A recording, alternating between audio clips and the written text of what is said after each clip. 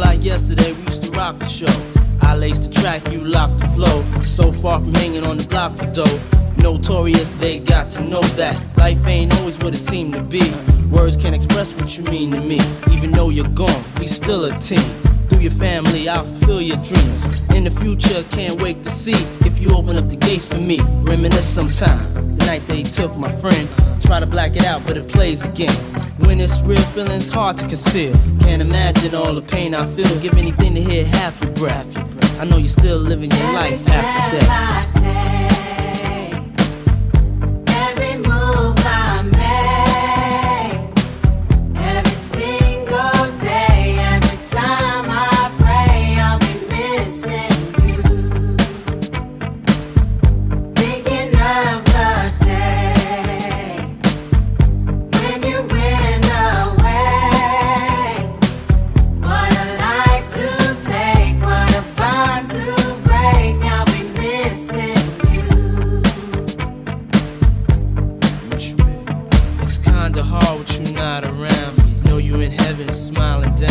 Watching us while we pray for you. Every day we pray for you. Till the day we meet again.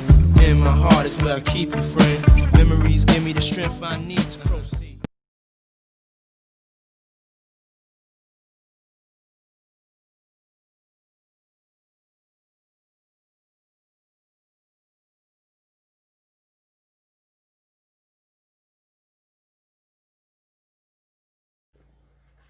So good evening, everyone. Thanks for waiting with me. And today I've come in and I've said to myself that I needed to share on some of the things that my father impacted my life with. And if this will just bless one person, then I'm happy. I want to say thank you to people who have inboxed me on the lessons shared with my father's life from yesterday, and how much impact it has made in their lives, and how they can, maybe make things better, or if they were already doing it, thumbs up, or if you're not, there's never a late opportunity. With fatherhood, we can keep trying and thrive. So today I'm just going to use two things to talk about my father's life. I'm going to use this note where I've written some things down about him. I will be sharing on some of the notes I've written, and also I will be sharing on what other people have written about him, which is his tribute. So my father is late. I'm not grieving anymore. Obviously we grieve all the time, but today I choose to celebrate him, and I choose to celebrate his life because it's worth celebrating. So I can't really talk about him without sharing a little bit of his background. So my father's name is Moses Mise, which is from Mise Okeowo, from Ondo State, Akungba, Akoko. My father was born by his father, Elijah, and his mother, Rhoda. And together, they helped him. He went to live with his uncle, and that was where he learned his herbal practicing from. So my father was a herbal doctor. I never used to be so proud of it those days, but now I can, I'm much older. Things are going really herbal. My father was a herbal doctor, but he transformed herbal doctors. He had like a proper hospital. He would wear his white robe and he would do his job. So yes, but one of the things that I wanted to share is that my uncle kind of influenced my father to become a herbal doctor because he was one. So that is one lesson that I've learned, that if my father didn't spend time with my uncle or live with him, he wouldn't have learned that. So the first lesson is, where do we put our children? What environment are we exposing our children to? Where are they going? Where are they staying with, or who are they staying with? Because all of these things do matter in the life of a child. It helps to shape them. Whatever you're exposing them to, that is one way or the other, they start to become like that. What words are we speaking into their lives? What are the things that we say to our children? All of this help as well to model and to mold a child. So that is one of the first lessons learned. Exposure. What environment are we exposing our children to? Like I said, if my father wasn't exposed to that job, he probably would not have done it. He did it very well. He was very successful in it, and that opened a lot of doors for him as well. So that's the first thing. My father was a very impactful person. And when I mean impact, you see, like I said yesterday, my father wasn't a university kind of person. He didn't go to school much. But one thing he taught us was whatever your sphere of influences, that's your impact right there. You know, you don't have to know everybody to impact. You don't need to know the whole world. You just need to impact one person or two or three, and then they start to impact other people. His life, like I see people that he has impacted. Those people, he didn't go to school, but now those ones are like big directors of companies. They are businessmen. They are, some of them are abroad. A lot of them are doing amazing things. And when they talk, they say without him, obviously, and without God, they wouldn't have been there. So whatever you do as a father, note that to yourself, that as you are impacting, you are not just doing it to your own children, but whatever sphere of influence that God has given you, whatever circle that you're in, just keep doing it. Just keep adding value. Keep putting yourself into other people. Pour yourself out as much as in a very good way. And then you see that as you start to do that as a father, you start to see your children, they start to become like that naturally. So that's one of the things that my father impacted me on. My father as well was a very hardworking man. My father was very, very hardworking. By I don't know what time he's awake, and he is sometimes he doesn't set alarms. I don't even think he used alarms, but his body just grew, you know, using that, doing that. He would wake up at certain times. He was ready for work. He owned his own business, but he didn't say, oh, because I own it, no, I'm going to be. No, he kept on working. My father poured himself. He was a very hardworking man. I remember when he had the cinema, ABC Cinema. My dad worked so hard. He worked so hard. He believed in people. He gave people opportunities all the time. He gave people so much opportunities. He would work. He would come back home. He would sing songs like Ishelo Gunshi Oremi Murasi Shere, and he would teach us those songs. He had such an amazing work ethic, and that was one of the things that my father taught me. Another thing my father taught me is the power of prayer. So with this, it's funny because I'm the first girl. He would pray. My father would pray, and every Sunday he would dress us up for church. And even sometimes, I laugh at him. There are days where he doesn't even go to church, but then he'll be like, you guys are not going to church. And then I'm laughing like, you are not even following us to church today. But the thing is, maybe because he was going to a function or something, he made sure that we prayed. He made sure that as a family we were together. He built the love there was nothing like sibling rivalry. I don't know how he did it, but he had time. We had 7 children, and also we had our cousins live with us. But for every child, my father had time for us separately. He would have time for me. He had time for my brother. It's the same 24 hours. But he had time. He created that time for each child. He had a special bond with each child. And every Sunday, even when I grew older, my father made sure he would call us. He would make sure that we are fine. He would say things like this, that, as long as I've heard your voice, I'm happy. And our conversation is only like, Daddy, how are you? He'll be like, I'm fine. Then I'll be like, oh, Dad, have you eaten? He will say, okay, if I've not eaten, are you going to bring food from abroad? And we would laugh about things like that. But because he has created that bond from when we were younger, the bond didn't just happen. Guess what? When I became pregnant, the first person I told was my father. It's funny, it was my father. Because I had that connection with him. I was very close to him. We're very, very all close to him. He just got it. But one thing I want to say is that bonding didn't start when we were older. It started from when we were much younger. And I still say this, we were all in boarding houses. We didn't grow up at home. But he made sure that he had quality time, not quantity, with every one of us. So that quality time, he made sure that things like, our visiting days, my dad would remember. He would remember visiting days. He did not just bring food for us. He brought food for all the children in case their parents forgot their visiting days. And the Okeowo family was such amazing because of this father. Today, I'm not talking about mommy. I'm talking about fathers. So yes, my mom was very constant. But today, I just choose to celebrate the fathers. So I'm just talking about Father's Day and also lessons learned from my dad onto me. So love. And I've touched a little bit on love. My father loved everyone. My mom would jokingly say that the reason why God created my father is because of us. And she would just jokingly say that. He would say because of children, not because of us as children, but because of children. Because my dad, it didn't matter. It didn't matter who you were. It didn't matter. I'm not going to mention names, but I also remember that there was one of my sister's friends, that fell pregnant. She came to our house because she knew it was safe for her. It was a haven of rest. And dad gloriously took her in, you know, because obviously she's lost her dad. And that's just amazing to see that fathers don't only care for their children, like I said, but for their children's friends. Don't discriminate. Don't say, oh, because this person is not my child, you know, I don't really care. No, it's about association. It does rub off on everyone and on each other. And I say to people that even though you think you're doing it, the children are actually seeing it. They are. It's not about this world that we live in now. It's not practice. It's about practice what I'm preaching. Actually, it's about do as I do. It's not do as I say. That's the world that we live in.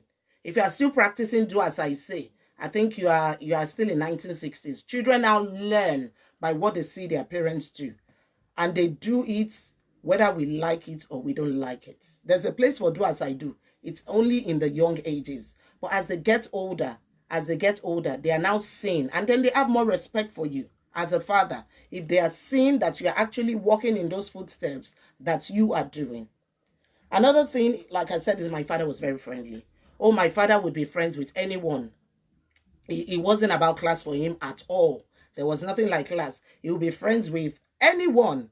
I'm not going to call names to say that one person is better than the other. No, he'll be friends with anyone on the street, a young child. He knew people by their name. He was a community man. He knew people, everyone by their name. He knew what time. And I'm always like amazed that, because he watches things. He won't say anything. He'll just be watching. And he's a very wise man. He knows when to talk and when not to talk. He won't meddle in. It doesn't meddle. So when we're growing up, like I said, we're 7, but our house, we were a lot. So imagine 7, then cousins living with us, then people come in during holidays. So our house was always packed. But one thing Dad would do is if he came in and he saw you talking, he won't butt in. He doesn't butt in. He gives us privacy and lots of respect. And I really give it to him for that. You know, girls, we can be chatty and talking. He will just come in and just sometimes sit in his corner, or most times if he sees that, oh, there's a lot, then he would move. And then as we got older and things became better, along with resources, he gave us our own living room just for privacy. But then if he wanted to then talk, he will now come in and say, oh, can I advise you guys? He didn't just say, oh, because you're my child, I'll just butt in. No, so there was privacy. So my dad taught us privacy and respect. And for me now, my friends know me. It doesn't matter how close we are. I respect people. I respect you a lot. I respect your space. I'm not going to say, oh, you're very, very close to me. No, I respect everyone. And that's one of the things that my father taught me. Another thing my father taught me was simplicity. My father was a simple man. Oh, very, very simple. If someone once said on my Facebook page that if you are looking for the most well-dressed person or anything in an event, please don't call Dr. Mise Okeowo. But if you are looking for good skin, well-dressed, neatly children, people that, he can boast with, especially with impact, then you call his name. It was simple. If he did anything to anyone, he wouldn't let anyone know. Even us, his children, he wouldn't let anyone know. Except maybe I've told you that, we had that belief growing up that if you need something, we just say, oh, you don't need to tell me. Go and tell my dad. And we'll be like, oh, just go to his office. Go and tell him. Because we were so sure that this man would do it. That's how sure we were of him. And I remember one of my friends during his tribute, which I'm going to look at very soon, was saying that, Bumi, when I met you, I think we met at 14 or 15. And she said when we went to his office, because another thing I would say is that while we're growing up, he made sure that his offices were very close to home.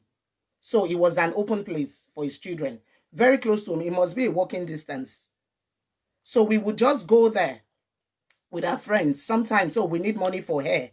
We'll just go in, walk in.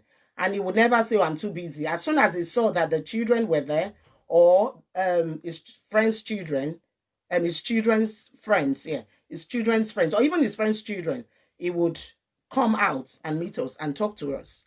And he would then, why are you here? What do you need? And if we say, we need provisions or something, we'll just say, go to the chemist. If you're conversant with Nigeria, we know it's the chemist. They sell, it's the supermarket. We just go there, take whatever you want, and then I'll pay up later. And that was the relationship. So as we were young, he made sure that his offices were very close to home. And everyone can attest to it. it was a walking distance. We would just walk in, we would just talk, you know. So he was a very, very simple person. Nothing at all bothered him. Nothing. Nothing bothers my dad. We'll be the one thinking for him. His heart was just very pure. We'll be the one be like, daddy, this. He'll be like, but me, you know, life. It was just such a simple soul. So simple that, like I said, when he passed on, the amount, when we buried him, people were still coming. It was just like someone came to visit us and said, has your dad just passed away? I said, no, he has passed away like long time. People were still coming. People were cooking. People were bringing food. You know, there was a guy that at the end, like an hour away, that would pass traffic. One day he saw the car and he had to say, sorry, there's a man in this car, you know, where is he? And we had to say, oh, he's passed away. He said, hey, I was saying it because whenever he would greet me, my dad was very simple. He greets anyone. He talks to anyone. It didn't matter your tribe. It didn't matter what religion. He was just a free-spirited person. He spoke to you just based on you and your character. And that was it. And when he passed on, you know, like I said, the Muslims, they prayed for him. People came, different religions, different tribes, you know, came in, and they all went to 6 hours journey to the village. They all followed us, spent almost 5 days with us because of the love and the respect that they had for him. So fathers, I want to say, please indulge in all of this. Let's create a new atmosphere. Let's create a new environment for our children to thrive in. Just reading some of the things. Another thing that he did was he didn't try to impress anyone. No, my father, he didn't try to impress anyone. He was just like on his own lane. He didn't try to impress anyone. It didn't matter what he had. He was delighted with it. Very contented man. He was just happy with it. Whatever he can afford, he will buy. If it's £600 car that he can afford, he will buy it. If it's £6,000 car, he will buy it. He didn't believe in buying something that he could not afford or trying to be better than the Joneses. No, he was much on his own lane. And that was one of the things that I learned from my father. Until today, like I'm like that. Our siblings, like, we don't borrow things. You never hear me borrow or do things like that. No, it's whatever I have, I am contented. I am happy. If I don't have it, it means I don't need it yet. If I don't have money to buy it, it means it can wait. And that's one of the things that my father taught us. So now I'm going to read a bit from his tributes, like I said. Another thing that he taught us, like I said, is he loved my mom. Oh, he loved my mom. The unconditional love that he had for her. There were issues, obviously. Now that we became adults, I'll see something that, but my dad would be like, Bumi, no, this is my wife, you know. He loved our mom. And that made us respect him more as adults. Now that even me, I'm married, I'll be like, this man, you know. And another thing that I need to mention here is one of my cousins said, that Baba Bumi, even though there were lots of people there, we had house help growing up, he would do things for his children by himself. As we started to get old, he would do things for his children by himself. I'll see my dad, you know, helping in the kitchen. I would see him bathing my younger ones. So many things that my sister was in, I think SS1 or GS3. When she had to tell him it's enough, just stop. You know, just stop. It was that bad. He would take us shopping. He would take us for shoes. Because my mother, when we were growing up, my mom used to travel a lot. So my dad, he was a father and a mother together, all rolled into one. He would do it so effortlessly. It was so easy. And that made us to have more respect for him. That made us to love him. Because they met very, very young. You know, very young in life, they got married. That made us to love him so much. So that's one of the things, fathers. Love their mothers. Even if you are not together, respect the mothers. Respect them. Love them. Love them. And obviously vice versa. But today we're talking about fathers. So I'm really talking to the fathers. Love their mothers. Respect their mothers. Help to share housework. Help to help them. Those are the things, you know, the children see it. And when they get older, they just emulate it and become the same. So that's one of the things that my father taught me. Another thing my father taught us. So one of my younger brothers is a music artist. And I remember, obviously, going to school. You've gone to uni, you've done all that. And he said he wanted to become a musical artist. And I was thinking, he won't sit down well with my dad and things. But no, he became, he was like, that's who you are, and he supported him. And the support was so immense that my brother wrote in the tribute that my dad would give him old CDs of Ebenezer Obey, of Sonia Day, and would tell him that, the songs that people are singing now, they don't really have meaning. Go and learn, the old ways and kind of incorporate them into the modern ways, just to make sure that, they have a talking, thing, and encourage him to even do it better. Encourage him for videos. And that if there was a musical artist on the TV, my dad, because obviously Nigeria, they didn't have like Sky here where we record. My dad would take his phone and be helping him to record and say that, oh, because AB, you are not home. This, do you know this musical artist was on today and I helped you, I've recorded it. And my brother would be looking at him like, and that made him to love him more. So let's have whatever interest that our children, whether football, whatever it is that our children love to do, let us support them. Let us help them. Let us be there for them. Let us be inquisitive to sit down with them and talk to them and kind of do life with them. Take them out. As my father, as we all grew older as adults, so he started to take us out. Sundays, he would just take them out for quality time and just talk and chat, and things would come out and he would advise and he would talk. So let's have that story time with our children. Story time. My father was good in stories. He would talk about stories, about things that happened to him, and we would laugh. And he would say, you people, you don't know anything. This generation, we don't know. We'd be laughing at him. We were so proud of him that, we could talk to him about anything. And I remember when my sister, there was a time she had issues. My dad sat down with her and would talk to her, and they were crying together. And they really cried. And no one I don't even think we all knew until he passed away, when she now said it out that there was a time, that daddy was there and they both cried on each other's shoulders because he was crying for her and feeling her pain. So let's have that as well at the back of our mind. Another thing that my father did was he loved his siblings. He loved his siblings. He loved his family, his extended family. He loved them. Even whenever he had issues with them, he would not say it out to us. He would not say it out because he just felt that we didn't have the mind to conceive or to have an understanding of that thing, of the gravity of that thing. He didn't want to pollute our mind as children. Parents, can I just say this? Fathers, today's fathers, they are parents. Can you please, if you have issues with people, don't discuss and badmouth them in front of your children and wrap them up and unwrap them and, and mess them up in front of your children. It's not right. Especially if you are messing them up and then the children now see those people again tomorrow coming to your house and you're palling with them. It just doesn't sit right with children. You are disturbing their mind. That's what you're doing. You're telling them to be A and also to be B. And they are looking and they are watching. So can I just say that as well, that please, whatever issues, whatever scores, settle it with those people.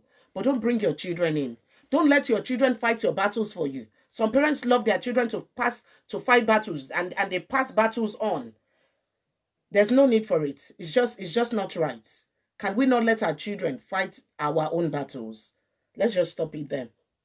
So another thing that my father shared, I'm just trying to just quickly go through the tributes. Okay, another thing that my father shared was, my father loved people. He loved people. He opened his home, to a whole lot of people. He loved people. People used to call him a father to the fatherless and a home to the homeless. He loved people. He opened his home. He helped people. In fact, I would say this, that one of my aunties mentioned this, and he didn't, like I said, he doesn't tell people his things. And she said when she was getting married, they didn't have a place to stay. And that my dad paid 6 months upfront for them, just to have a home. And she was explaining a whole lot of things, and I was like, wow. And she told me, he did this for this, and he did that. And he didn't tell us anything. He loved people. Genuine heart to serve humanity. Genuine hearts. The Bible says that love the Lord your God with all of your heart, with all of your soul, and with all of your mind. Then love your neighbor as you love yourself. My father lived that. I always say that for me, I did not need a definition of a father. It was just perfect definition of a father for me. That was just who he was. He just did it effortlessly. He was our mosquito killer. My dad wouldn't sleep. If you are not at home, he won't sleep. If you are not sleeping, he wouldn't sleep. He would just literally, whenever you're sleeping, he would watch. He would have put raid in the house. If people know my house, they would just say, yes, this is so true. He would raid up the whole house. He would put on the AC. Then he would sit down. Make sure that you are all sleeping. You must all be sleeping. You must all be using whether socks or whatever. You must all be covered. Then he will now come to your room, tiptoe in, and he will check you, make sure that you are sleeping, make sure that there's no mosquito in your room. Then he will now leave and then go and sleep. That was his regime every day, every day.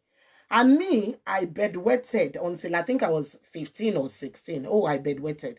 My secondary school people were probably like, they know. I would bedwet. I can bedwet for Africa. When I was growing up, I didn't know how. I would say, Bumi, I will not sleep. Bumi, don't bedwet today. Bumi, don't bedwet. Bumi, don't bedwet. And I'll be looking. Before you know it, I'm asleep. Lo and behold, 30 minutes, girl, I have bedwetted. The next thing I will see, my dad. The day he would not wake me up, I would bedwet.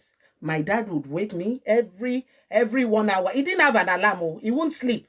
He would make sure, take me to the toilet, bring me back. Take me to the toilet, bring me back. The day he will not take me, that day I will bedwet. And if I now say I'm going to visit somebody, he will now call me and say, Bumi, you want to go and visit someone? Are you sure that their father can do this? Or are you sure that you will not go there and bedwet? You better cover yourself. And then I'll remember that. And then I'll say, no, I'm not going. You know? So he really genuinely cared about us. He won't say, today you bedwetted. What is wrong with you? You're 15 years old. What is wrong with your brain? No. He understood my pain. He knew that I didn't want to bedwet. He knew it. So he understood my pain. He covered it. He would tell me amazing words and say, Bumi, don't worry. Bumi, don't worry. You'll be fine. And lo and behold, I was fine. After a while, I don't know. I think maybe I stopped at 17 or so. I can't even remember. But lo and behold, after a while, I was fine. He never got tired. He knew that it was his responsibility and he had to do it. Father, some things are your responsibility. Some things are your responsibility. You just have to do it. I always say that children didn't come into the world. You chose them to come into the world. Whether you wanted that child or you didn't want that child. As long as you've done it, it's your responsibility. Man up to your responsibilities, please. Take care of that child. Don't use your words to hurt that child or break them with words. They grow up and they remember. They grow up and they remember. Even if they don't want to remember, they remember. Every tiny detail, they remember. Another thing that my father did for us, I've spoken about him being a mosquito killer and all that. Another thing that he did for us was conversations. My father had enough conversations with us. He would talk about things. He would tell us, things. He didn't, I said to people that when he died, it didn't matter that we were not living in the same country. None of us was living at home when he passed on. But we knew everything. Everything. He tells us everything. He confides in us about things. He tells us everything. Tell your children things. Open up to them. Let them know as well when you're vulnerable. Tell them. Tell them things. Don't expect them to tell you things when you're not telling them things. It must be vice versa. Tell them things. Just sit down with them. Just let your guard. Let it down. When my dad is coming home, we are not running and saying, dad is coming, let's rush. No. We prepare the house out of love and out of respect for him. It's not because we are scared of him. We're never scared of my father. Never. Never. Never. We were never scared of him. We literally did things out of love.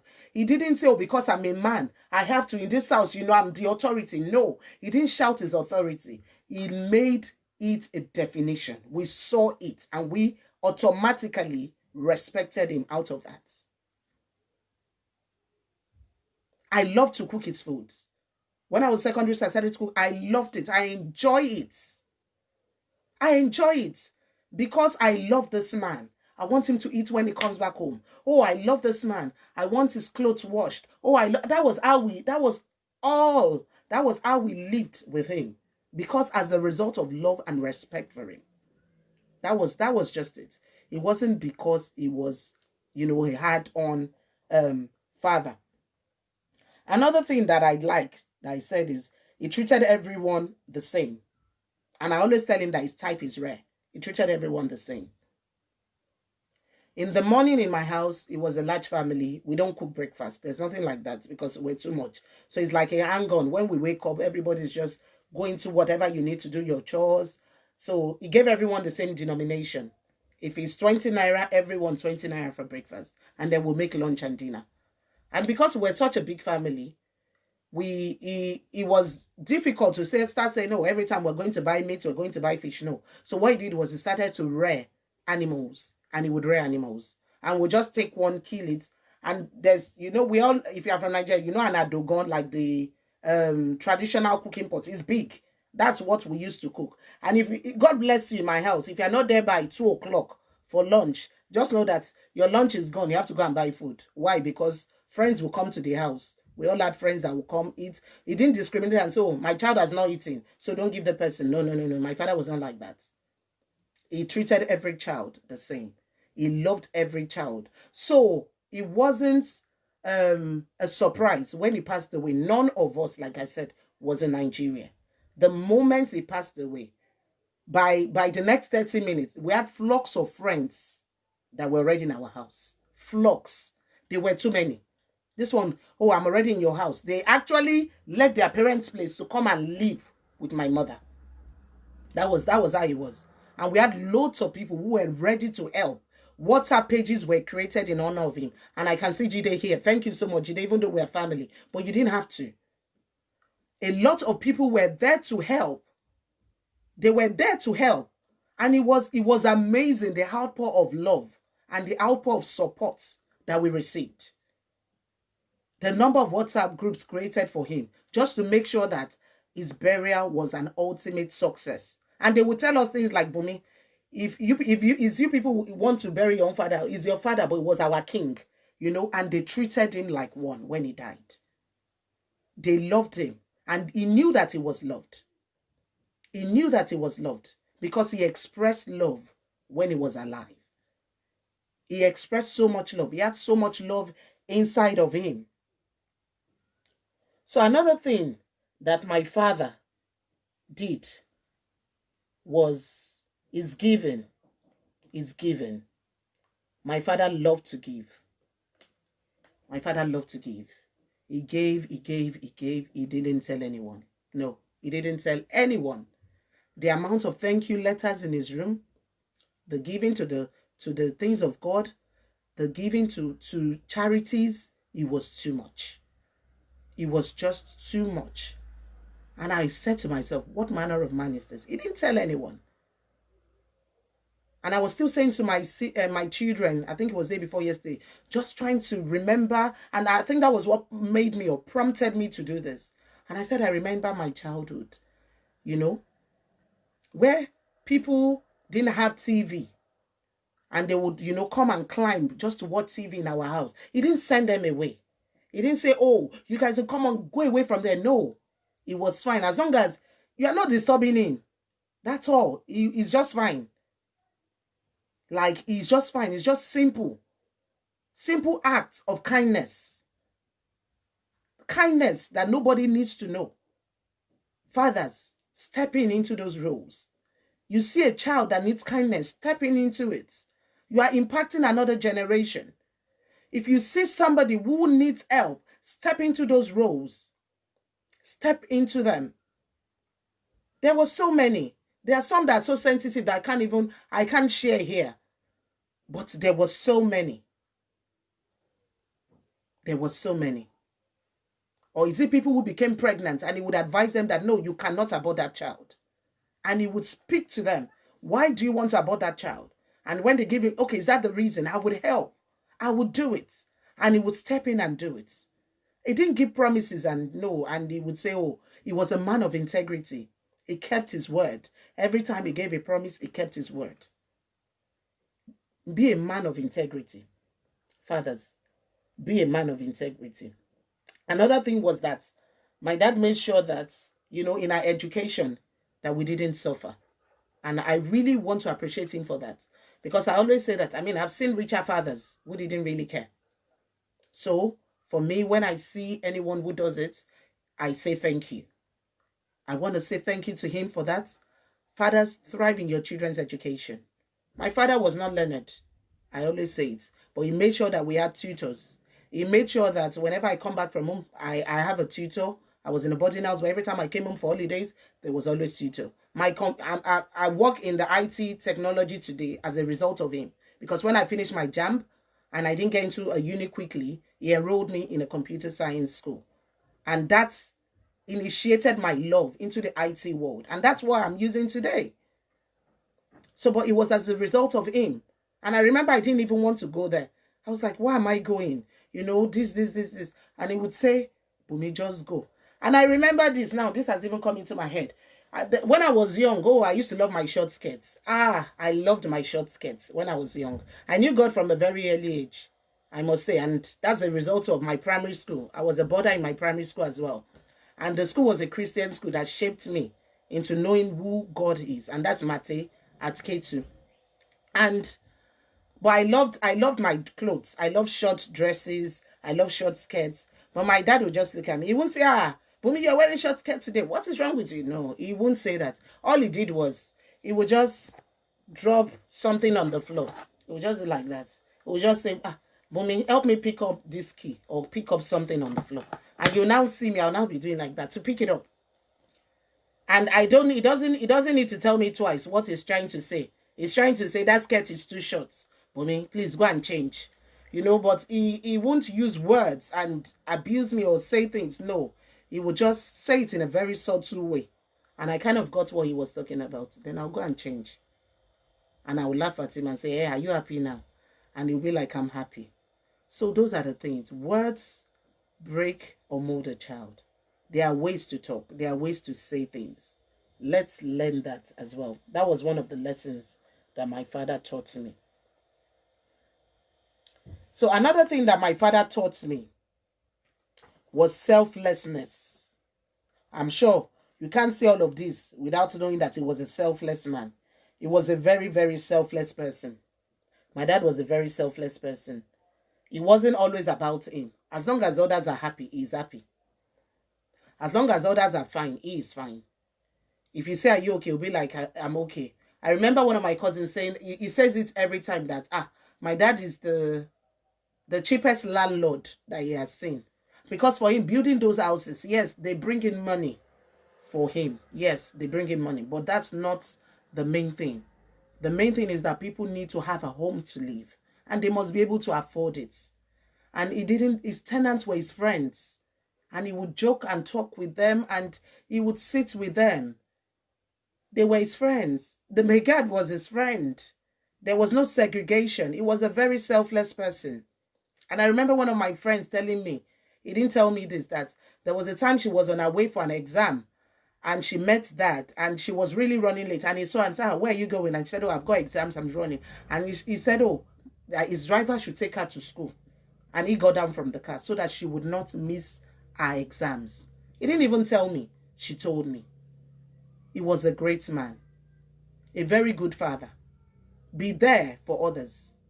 Be there for others. And you and Deba and call it thank yous. Everyone's here. They can all attest to it because we all grew up together. We all lived together. And be there for your children. Be there. When one of my friends got married, my father didn't hear it from me. He didn't tell me he was going to the wedding. I just saw a picture. My friend sent it to me. But when your dad came, I was like, really? He didn't even tell me. He just did it because he was selfless. He just did it to make my friend happy and to also make me happy. Because he said to me when I told him that I know you'll be happy if I go there, to represent you. After all, you're not there. And that was the kind of man he was. When my friend lost her mom, my dad would call my friend every 2 days and pray for her, and pray for her, and pray for her. And I didn't even know. I'm not even there. Take on that ownership of fatherhood. whatever influence, wherever you are, whatever you're doing, whatever. I say it that you just need to impact one or two people and then they impact others. That's how life is. That's how that's how life goes on. And a lot of people know me now. A lot of these things, I have it naturally. It's just normal to me. It's just a very normal thing to help other people. It's just normal to connect people. When I know that somebody needs help and I know that somebody else, it's just normal to me to connect them. Why would you not do it? It's a life of joy. That's one of the things that my father taught me. And my father also taught me that a man's wealth is measured by those that he has lifted in life. That is the wealth. That's measurement of, that's what my father would always say. Your wealth is measured by the amount of people that you have lifted in life. Everyone is talking about Pastor Ibido. It is because of our selflessness. Are you selfless? Are you selfless? It costs nothing, one day. It costs nothing. And we're not saying this so that when we die, people, that's what we want people to remember. But let's do it while we're alive. There's no point if I need £5 now and you know you can give it to me, and then you don't give it to me, then maybe 2 years time you want to give me, it doesn't matter anymore. I don't need it anymore. I don't need it anymore. I love to share things, and a lot of people know this about me. I love to share. I'm happy to share. It is because of what he has taught me. Countless times that we have met strangers and the outpouring of stories received from him. And I said to myself, I pray that I'm half the man that my father was, because it was too much. It was just too much. Ellis Tachinoye, thank you for joining. It was just too much. My dad, my sister wrote here, because I'm using some of their words as well, was the best human ever. And not because he's my father. I would definitely say that my dad was an angel, because there was no way that he could have had the strength and that unconditional love for people, not just for his own. And that's the honest truth. That is the honest truth. There is no way. A friend of ours, the first time she met my dad, and I think she stayed over, she said she had to go back to her house to go and tell her dad that, you think you're nice, you're not nice. So, I met somebody. And she had to go to her dad to tell her dad that, look, you can do more. There's still more that you need to do. And that's as a result of the impact that he had on her. So when he died, it was no surprise.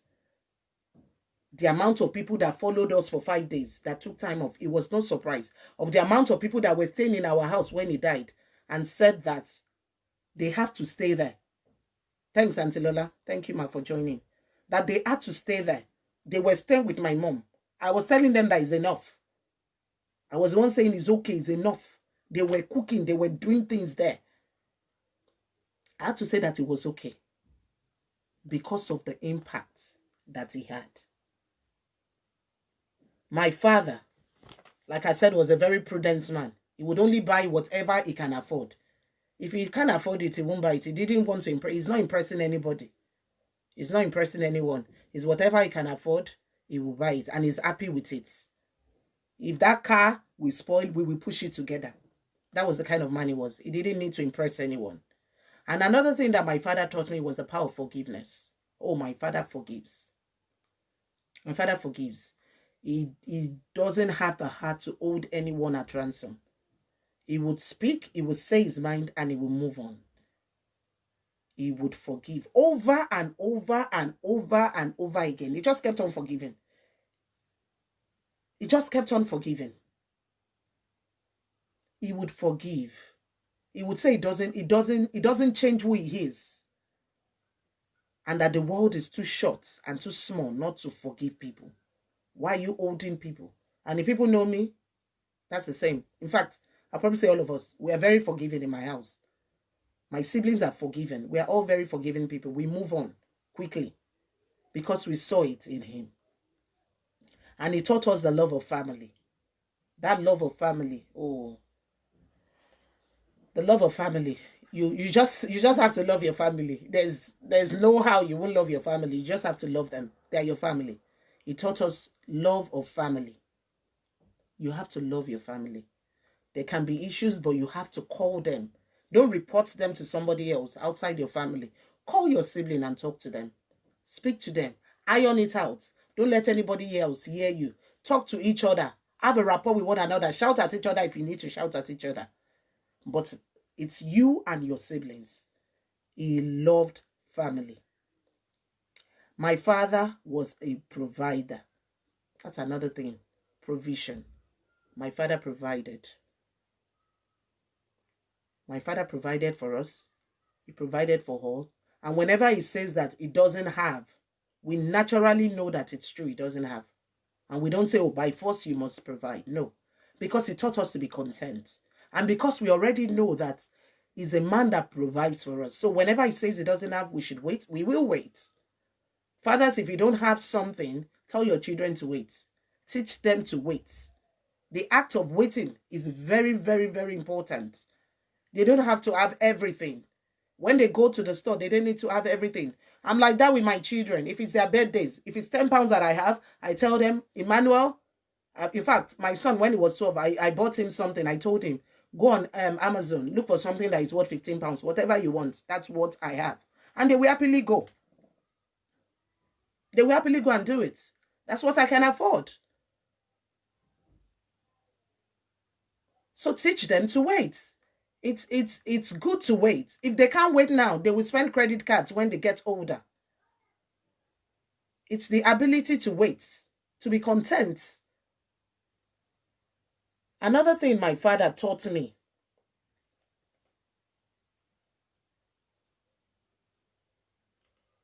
and I'm just trying to get from his tribute because that's where I'm speaking from. Things that I've not shared, Another thing my father taught me was the power of sacrifice. So my father was the firstborn. He taught me sacrifice. Sacrifice. I sacrificed a lot. I have, and I still will do for my younger ones. It's just, for me, it's not even negotiable because I love them. And it doesn't mean I'm denying myself. No. It's not like I'm denying myself. When I'm enjoying the fruits now that we are all older. If I need to wait, I can wait for my siblings. I'm older. And it's still all the power of waiting, the power of sacrifice. Because I am more knowledgeable, because I am more wise. I sacrifice for them. I sacrifice for my family. I sacrifice for my children. Also, let's sacrifice for our children, so that they can in turn sacrifice for us as well when they get older in life. Another thing that my father taught me is the fact that it didn't matter where you are or where your parents are, you can still communicate with them. It doesn't matter where they are. Don't say, oh, they are in this, oh, no. You can communicate with them. Fathers, communicate with your children. It doesn't matter whether they're in uni, whether they're not in uni. Surprise them. Surprise them. Surprise them. Surprise them, and they will surprise you later too. Surprise them. My father would do video calls Sundays. Every Sunday, he would call. So he died on a Monday. Sunday, he would call every Sunday. He didn't have WhatsApp on his phone. He didn't know how to use WhatsApp. So every time he would call with his number direct. He would make sure he calls everyone. If he doesn't get one person, then he will call back to say, oh, and he didn't just call us as children. No. He called everyone that lived with him. He will call everyone. He would make sure, are you okay? Are you fine? He wants to hear your voice. And would all just talk and chat. So, I think I've said a lot of things. I've spoken about his selflessness.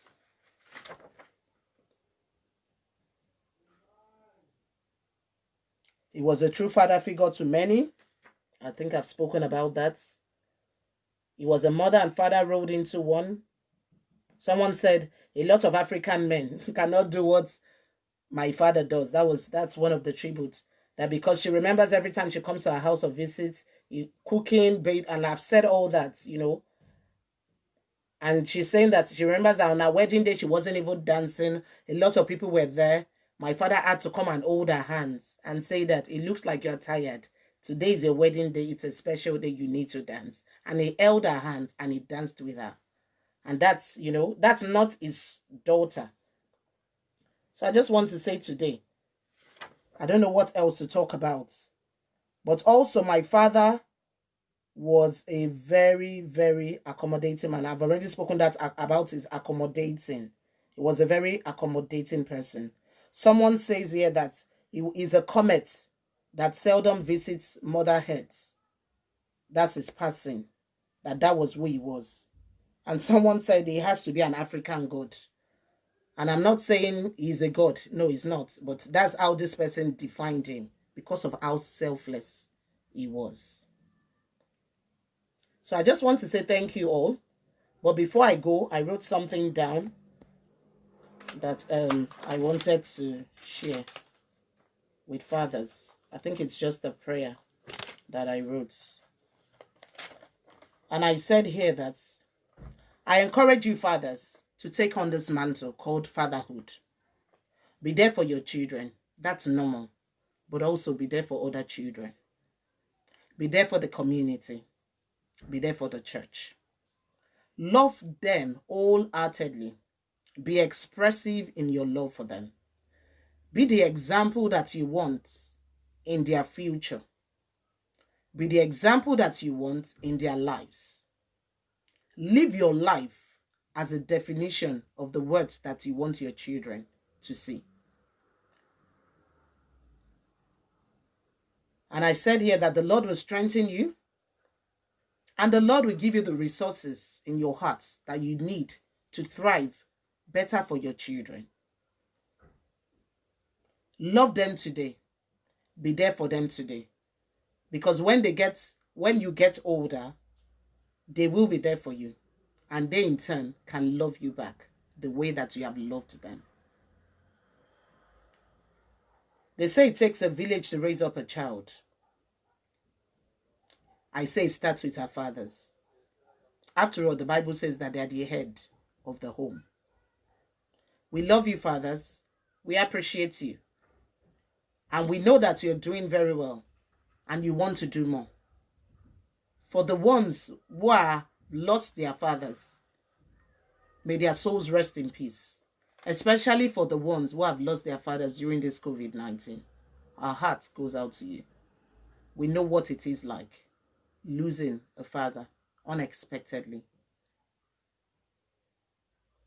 The Lord is your father. After all, he's our Abba Father. He's our daddy, and we have everything that we need in him. All we do is embrace him, and he'll be there for us, always. Because the Bible says he will never leave us, and he will never forsake us. And to our mothers, thanks for encouraging our fathers.